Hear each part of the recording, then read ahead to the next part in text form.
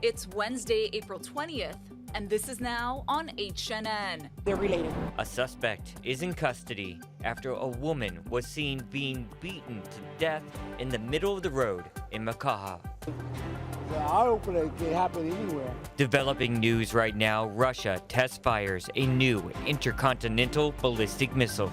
Welcome to Room 2 Chiswick. This is one of our rooms. An eco-friendly home away from home. I'm Tina Kraus at a hotel where guests say they sleep better knowing they're helping the planet. These stories, plus Netflix's announcement that it will introduce commercials, was met with a mix of shock, cheers, and skepticism. Details coming up on This Is Now.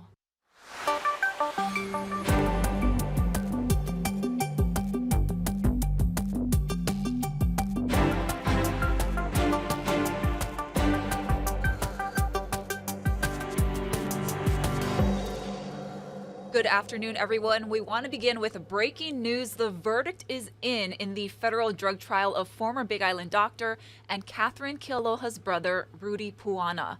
The jury has found Puana guilty of all counts for prescribing pain medication to his friends and family members to sell or trade for cocaine. Now, we have a crew at the courthouse gathering all the details right now, and we'll bring you any updates as we get them.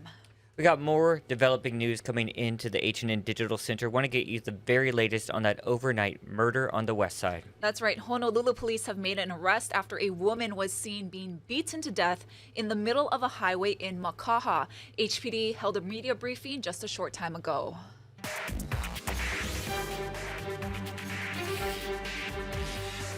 On Tuesday at approximately 11:40 p.m., a witness reported that a male was beating a female in the middle of the roadway on Farrington Highway in Makaha. Officers arrived and observed the female victim severely beaten and unresponsive. EMS was notified and responded. They initiated the resuscitative measures, but the victim succumbed to her injuries. The pronouncement of her death was made at the scene at 12:06 a.m. this morning. The male suspect was located nearby and arrested for murder in the second degree without incident. Based on the investigation so far, it has been determined that the victim and the suspect were arguing before the suspect physically assaulted her, causing her to sustain fatal injuries. At this time, the victim is believed to be a 38-year-old female who is related to the suspect.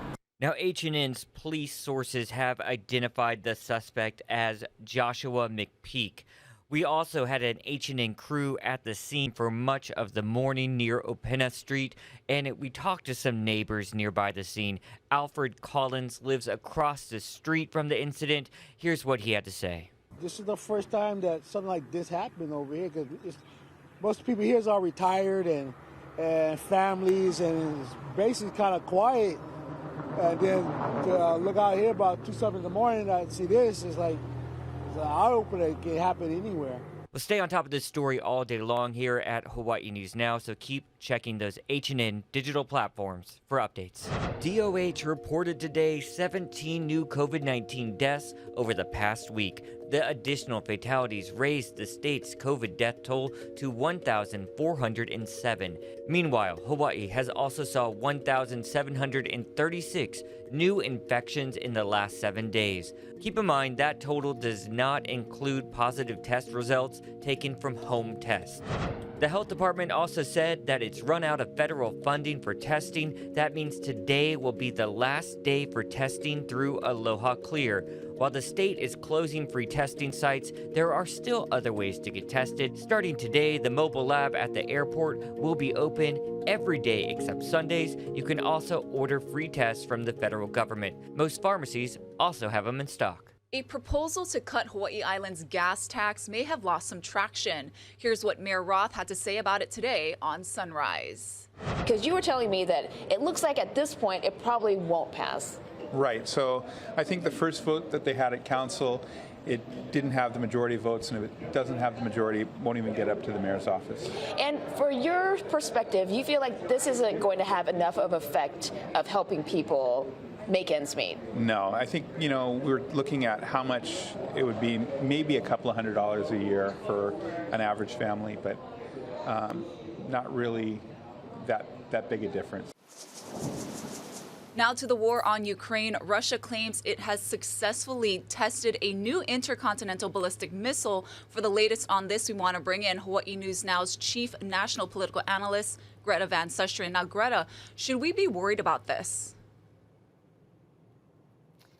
It's a hypersonic missile that can carry a nuclear warhead that can travel very far. At least today it was tested at 3,500 miles, which is farther from New York to Los Angeles and farther from Los Angeles to Hawaii.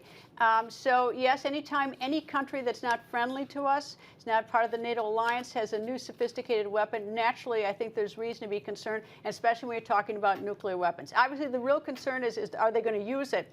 Or did Putin do that today just to sort of exercise his muscles, flex his muscles, act like he's got this huge military industrial complex that because right now his military has just had a military failure in Kyiv, and now it's changing its strategy to have more military success. And so at the same time that they're making this change in strategy, they do this test on this missile. So, you know, the interesting thing, the missile was. Putin announced it in 2018. Here it's 2022 in the first testing it. So my hope is that this was just Putin sort of showing off. And I hope that he doesn't intend to use this now or ever. Incidentally, the U.S. knew there was going to be this test, and Russia notified them. It's part of agreements that are made between all these countries. So it wasn't a surprise to the U.S., but nonetheless, it's disappointing. Yeah, have we seen any response from the U.S. or any other nations about this test? Well, naturally, the U.S. is going to poo-poo and not say much. The U.S., by the way, in March tested its own hypersonic weapon, but they kept it relatively quiet because they didn't want to enrage Putin. Because look, Putin's an unknown. He's sitting on nuclear weapons. He's sitting on chemical weapons. And it's for that very reason, you know, the U.S. has been careful not to have any sort of NATO involvement in this that might get Putin to escalate what he's doing. So the U.S. has not made any particularly, strong statement about it. They've sort of just, been a little bit dismissive. But President Biden, though, is meeting today with Secretary of Defense, Deputy Secretary of Defense as well, and members of the Joint Chiefs of Staff and some commanders in the military. So he's obviously looking. He's keeping informed from a military standpoint. So he's paying attention. All right, we'll keep our eyes on that. And you mentioned yesterday, Greta, that Russia has launched this new offensive in eastern Ukraine. How is the U.S. responding to that? Well, unfortunately, we're sitting and watching. The best what we can do is the president says that he's going to authorize more aid, military aid to Ukraine. We gave $800 million last week. We expect $800 million this week. But that, that's what we're doing so that Ukraine can defend itself. But we're also sitting and watching what's going on in Mariupol, the port city in southeastern Ukraine, which is about ready to fall. But as it falls, I mean, so many people are trying to get out of there already. This was a city of about 440,000 people, and now it's down to about 130,000 people or something, but they're trying to evacuate people safely out of there, but that's a real unknown because there's not necessarily a safe corridor to get out. So what we're doing is we're increasing sanctions in different areas, but overall is that this the way the United States looks at this is a Ukraine war. We will supply you, we will help you, but this is your war, and Russia is moving in on this city, and it is very difficult to watch. All right, President Biden on the move again, taking a trip tomorrow. Where is he going and what's on his agenda? He is going to Portland, Oregon, and he's going to talk about the bipartisan infrastructure bill, Build Back Better. And this is supposed to help the economy and help get our roads and bridges and our hard structures up and running. It's run into a little bit of a hiccup in that when it was passed a couple months ago, the economy is very different. Well, now costs have gone up, inflation has set in with a vengeance, and there's supply chain problems. So every dollar in the bill, which could have done so much more when it was passed, of course, is now diluted by the impact of inflation, higher costs, and also the fact that we have supply chain problems. So he's still out there, talking about it and hoping people embrace it and hoping that it'll change things and make things, better. But it's a little bit more of a heavy lift for him. He's also got a fundraiser there. Absolutely. All right, Hawaii News Now's chief national political analyst, Greta Van Susteren. Appreciate the time, Greta. More developing news now from the Asia Pacific. Hong Kong's frequent ban on carriers and flights because of COVID is really hurting the city's status as a financial hub. Let's turn things over now to Christy Lou Stout with those details. Here in Hong Kong, COVID-19 cases are falling. In-person learning has resumed and some public spaces will reopen starting April 21. But air travel in and out of the city remains very difficult as authorities have suspended some carriers' routes for 7 days after they carried passengers who have tested positive for COVID-19 or had insufficient health documents. At least a dozen flight routes involving at least 11 airlines are banned, including flights from London, Tokyo, and Singapore. This according to Hong Kong authorities. Affected airlines include Cathay Pacific, All Nippon Airways, Singapore Airlines, Qatar Airways, KLM Royal Dutch Airlines, Air India, Turkish Airlines, Ethiopian Airlines, Malaysia Airlines, Scoot, and Emirates. On Tuesday and Wednesday, only a single flight came from outside the Asia-Pacific region. An Emirates flight landed on Tuesday, the first after a 7-day ban on the carrier. But on Wednesday afternoon, Emirates was banned again. Now, the bans have added an extra layer of stress and anxiety for travelers. They're also further eroding Hong Kong's status as an international aviation and business hub. It's a tremendously stressful time. And, you know, the volatility, the uncertainty, those are the sorts of things that business hates. It just loves certainty. It loves a secure outlook. And we've got anything but that at the moment for Hong Kong, sadly. In this third year of COVID-19, Hong Kong remains virtually cut off from the world, and the cost of isolation is rising. Christy Lou Stout, CNN, Hong Kong. Thanks, Christy, for that update. Want to switch gears now, taking you live outside, looking over the harbor there, seeing Aloha Tower in the foreground. Gorgeous day. Let's see how that weekend is shaping up for you. Here's Billy V, who's in for Guy Hoggy.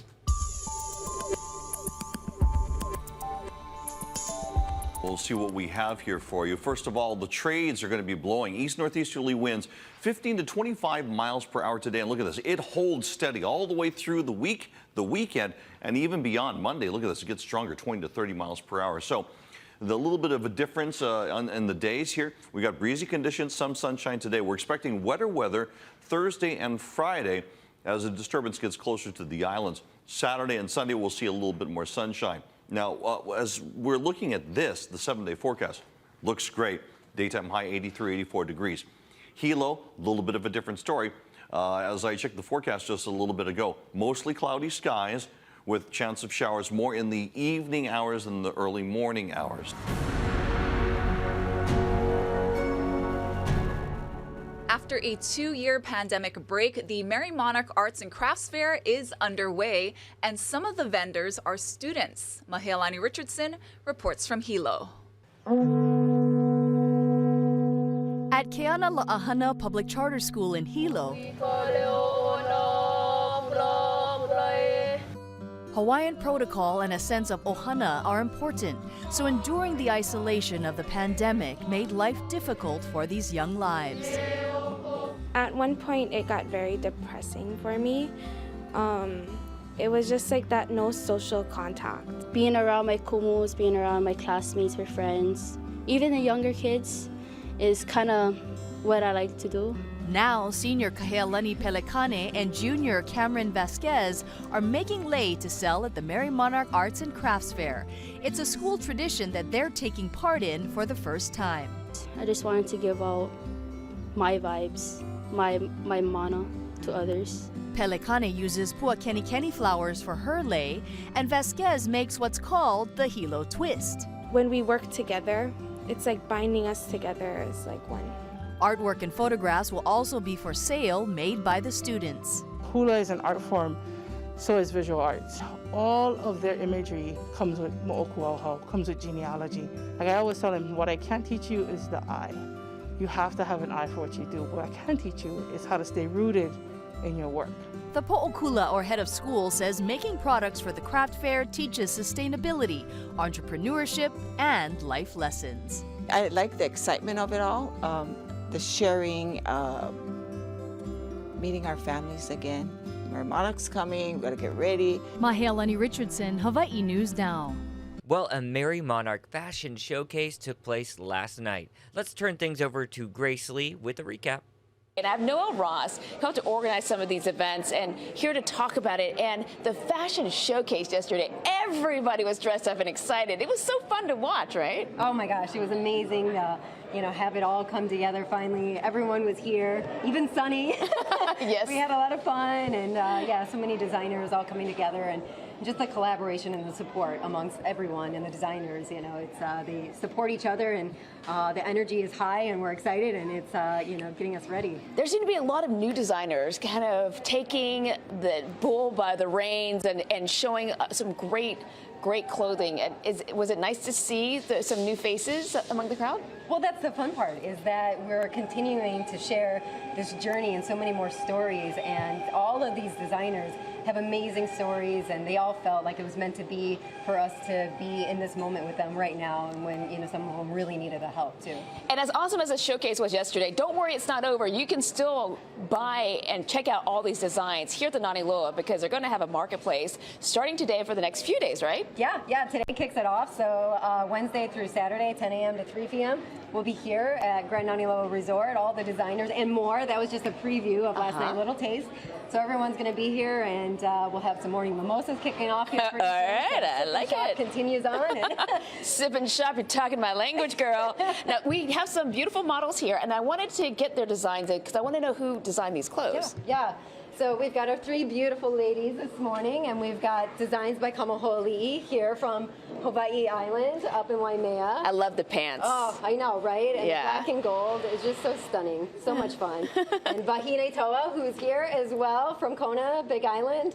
It's a beautiful color. Yes, the way that these dresses just, hug all the right places. And well, she's got, it looks good on her. Oh, yes, yeah. And then designs by Kamaholi'i is, rounding out the house, and it was our grand finale, and we were down in Waipio Valley, so.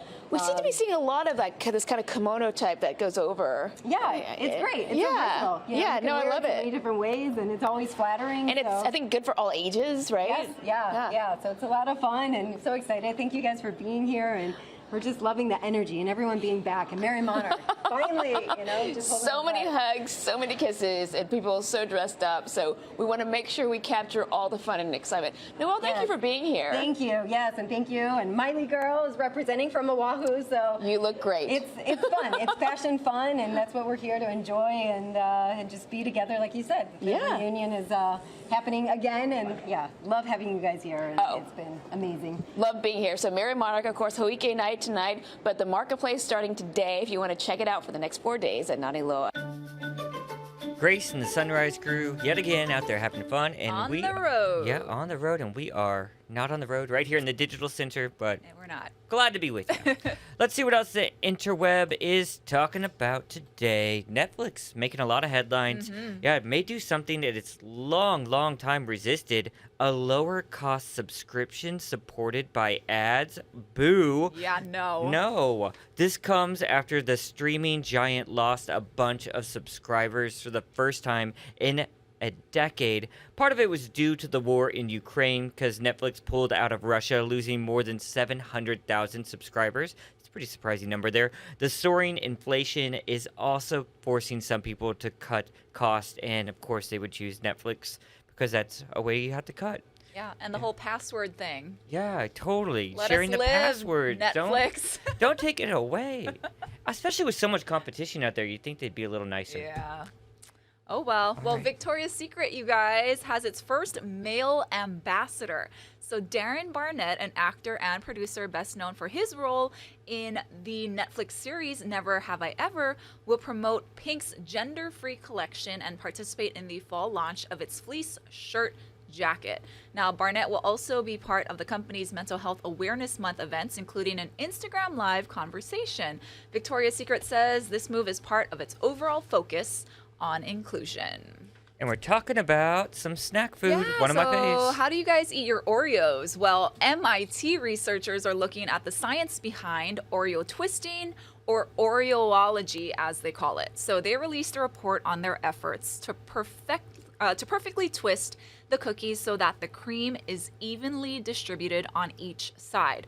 They even created a machine, an Oreo meter, to precisely split Oreos. But scientists found that even if you perfectly split them, the cream almost always ends up on just one side of the wafers. Now, Oreo fans are probably better off dunking than twisting, and I feel like MIT researchers probably need something else to study. Yeah, and also the way to do, I like it that all the cream goes on one side of the Oreo, because then I just toss that other half of the cookie away. Oh, I don't care for the cream. Yeah. Oh, really? No. All right. So I'll eat the other side for you. Well, we got a solution right there, MIT. Didn't have to waste all that money researching. Let's get to some good news now. We all hear about eco-friendly resorts and vacations. Well, now there's this place in London, a retreat that says it is the first resort to go entirely green. Let's turn it over to Tina Kraus with more on that.